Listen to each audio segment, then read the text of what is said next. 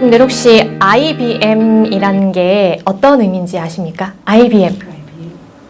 IBM이라고 질문을 드리면 흔히들 뭘 떠올리시죠? 기업부터 네네네네. 컴퓨터 관련 회사를 많이 떠올리세요. 그리고 간혹 가다가는 그 체질량 지수랑 헷갈리셔서 BMI와 헷갈리시는 분들도 간혹 계시더라고요. 그런데 요즘에는 IBM이 이미 베린 몸의 약자로 더 많이 쓰이고 있습니다. 네. 웃자고 말씀을 드렸지만 정말로 IBM이야, 나 이미 베린 몸이야 이렇게 많이들 사용을 하는데 한번 여쭤보겠습니다. 이 자리에서 지금 이 영상을 보고 계신 분들은 좋은 몸, 나쁜 몸, 이상한 몸, 이미 베린 몸 중에 어떤 몸을 가지고 계십니까? 어떤 몸을 가지고 계십니까? 이상한 몸이요?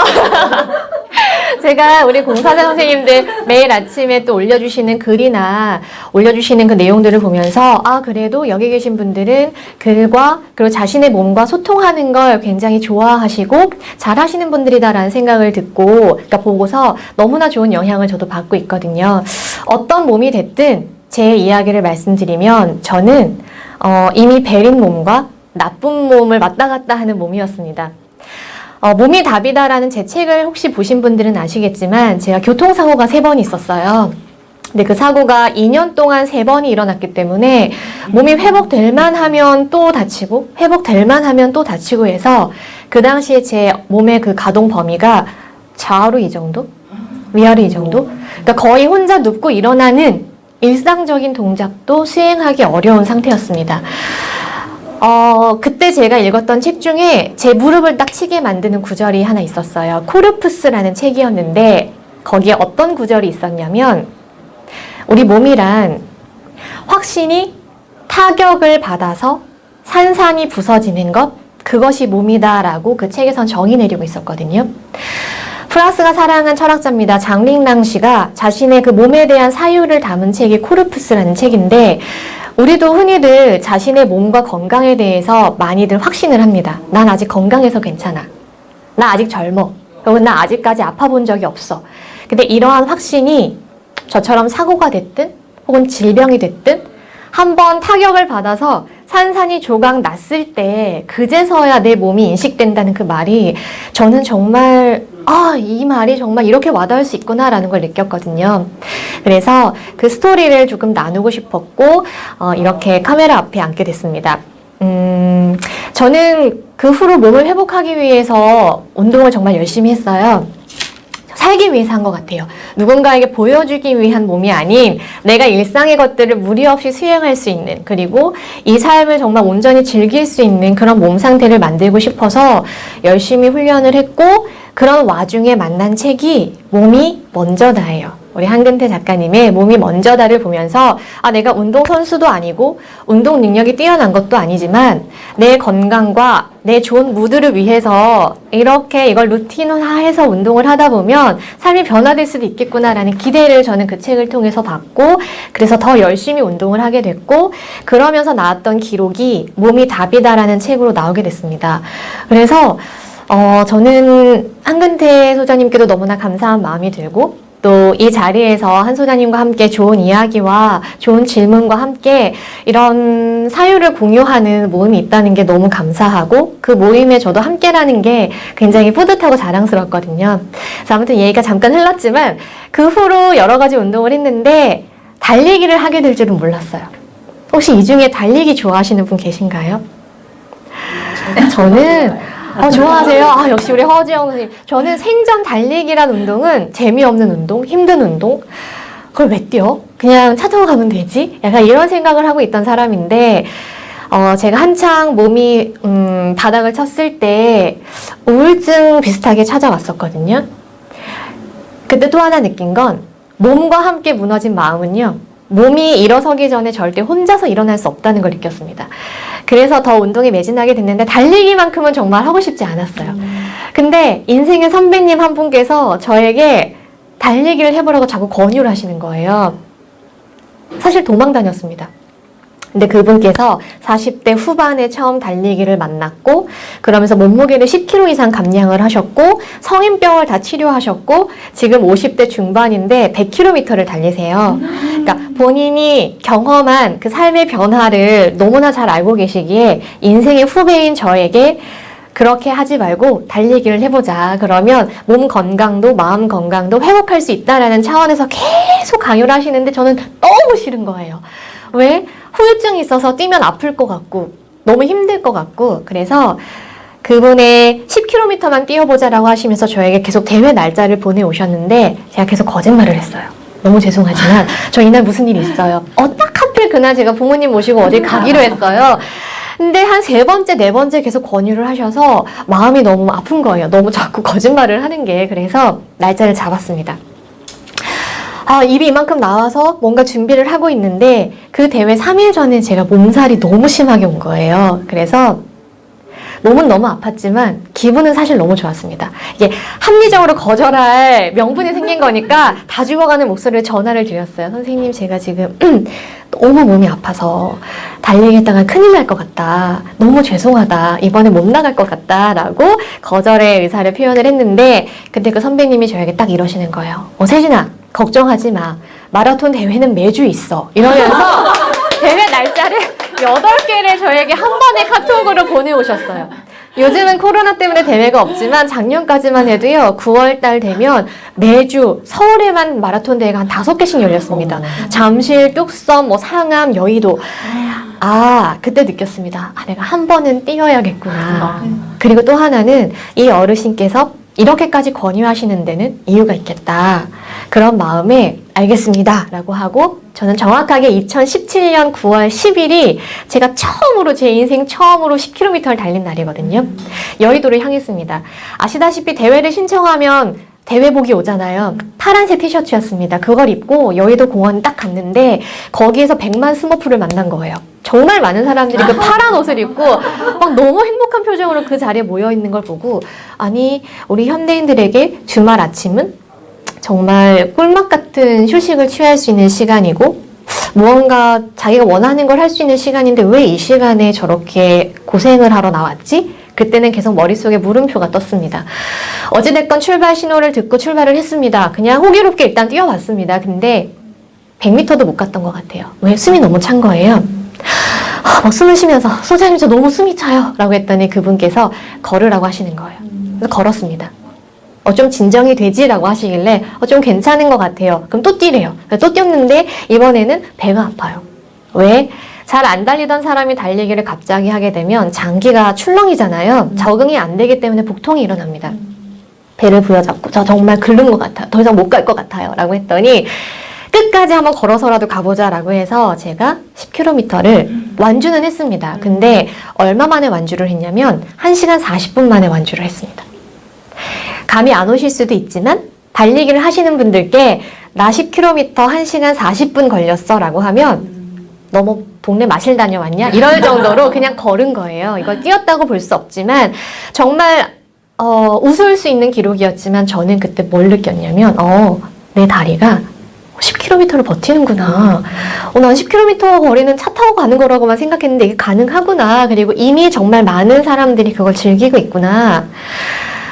우리가 행복의 조건이 사람마다 되게 다양하잖아요. 어떤 분들은 좋아하는 책을 읽을 때 세상 행복하고 혹은 좋아하는 누군가 대화를 할 때 행복하고 잠을 자거나 다 다를 수 있지만 공통적으로 행복의 조건 중에 하나가 일상에서 작은 성취감을 반복적으로 경험하는 게 그 행복을 정말 많이 느낄 수 있는 방법 중에 하나라고 해요. 근데 저는 바닥난 몸에서 내 몸이 할 수 있다라는 걸 그때 처음 느꼈던 것 같아요.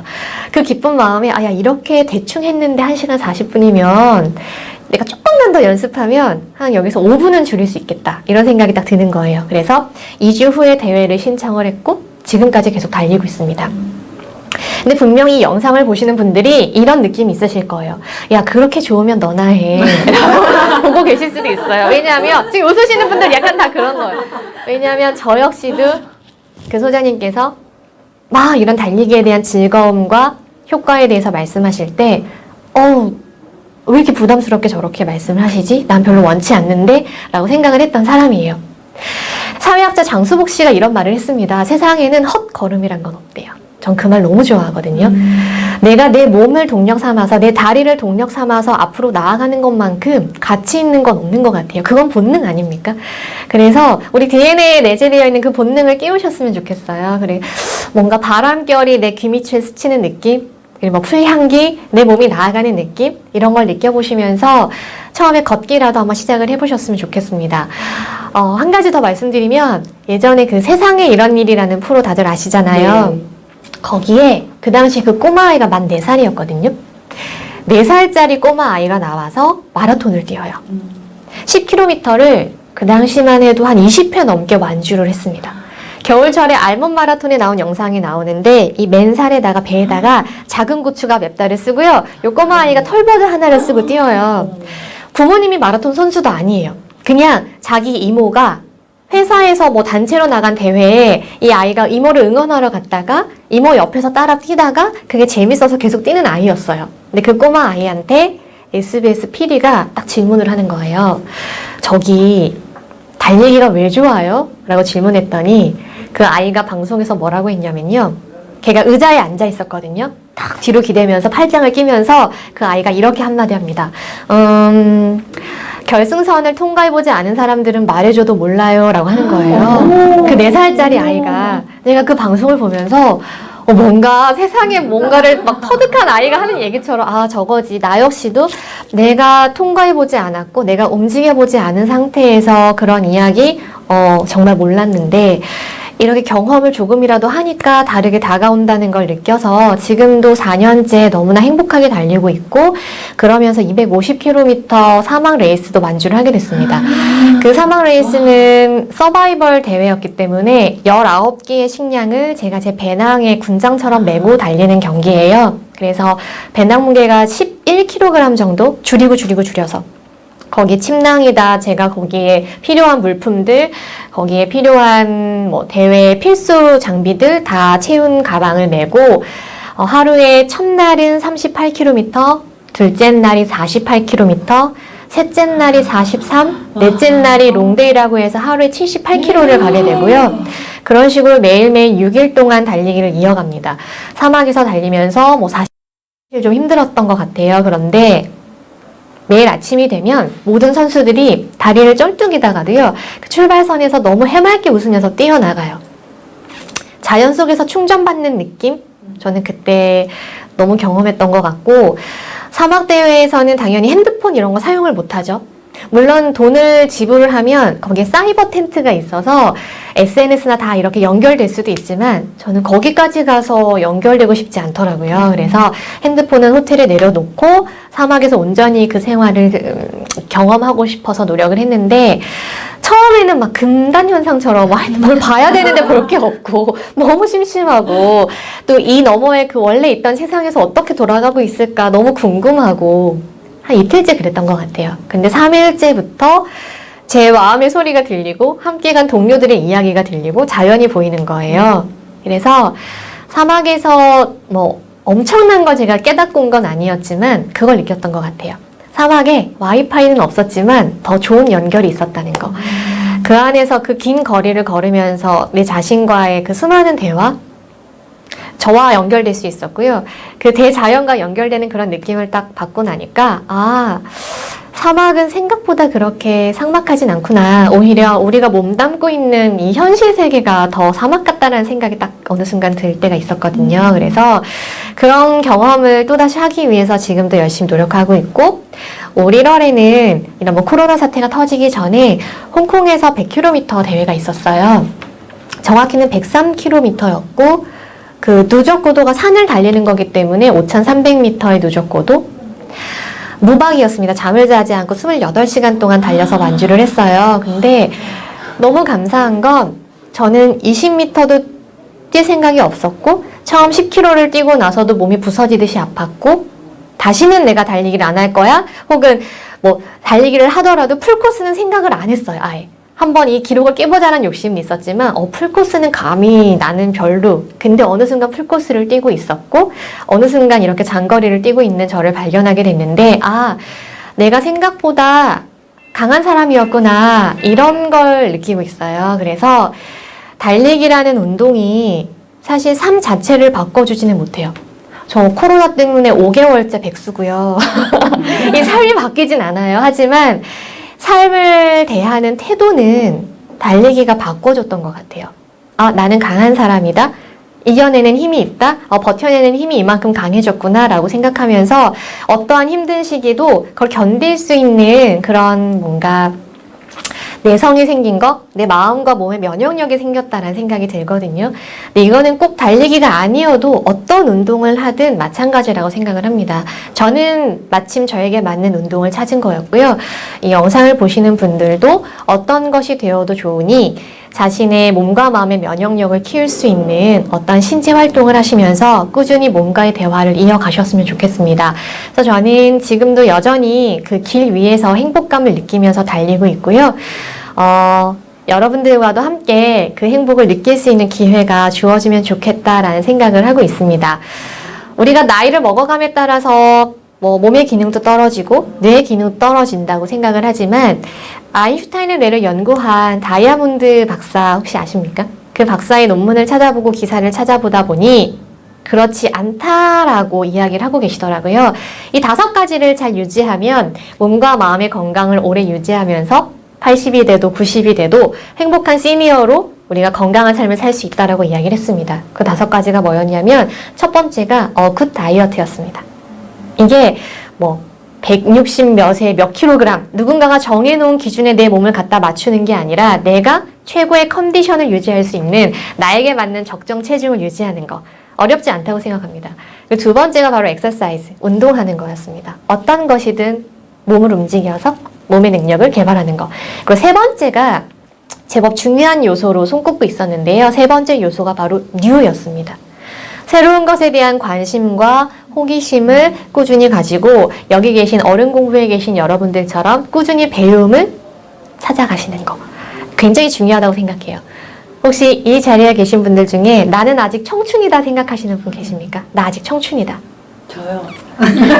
정신은 손을 들면서 그런가? 이게 말고 그런 말 있지 않습니까? 인생의 시기, 청춘이란 어떠한 특정 시기를 의미하는 게 아니라 마음가짐을 의미한다고 하잖아요.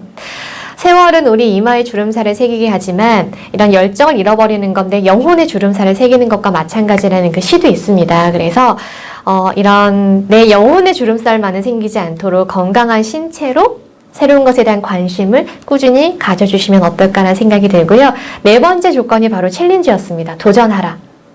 세 번째와 네 번째 거의 비슷한 맥락이긴 하지만 저도 50이 되고 60이 돼도 끊임없이 무언가에 도전하고 싶고 도전하기 위해서 체력을 키우고 싶고 열정을 쏟고 싶다라는 생각이 들거든요. 그리고 마지막 5번째가 바로 러브였습니다. 약간 전인적인 사랑이기도 해요. 뭔가 공동체에서 봉사를 하건 혹은 사랑의 표현을 자주 하시는 분들이 훨씬 더 건강하게 산다는 건 많이 알고 계실 거예요. 이 5가지가 어떻게 보면 되게 어려운 건데 어떻게 보면 지금 이미 많은 부분을 수행하고 계실 거라고 저는 생각을 합니다. 그래서 이 5가지를 잘 기억을 하셔서 언제나 젊고 언제나 건강하고 언제나 활력 넘치는 그러한 여러분들이 되셨으면 좋겠고요. 저 역시도 말과 삶이 일치할 수 있도록 늘 노력하는 그런 작가, 그런 저자가 되도록 최선을 다해서 오늘은 살도록 하겠습니다. 감사합니다.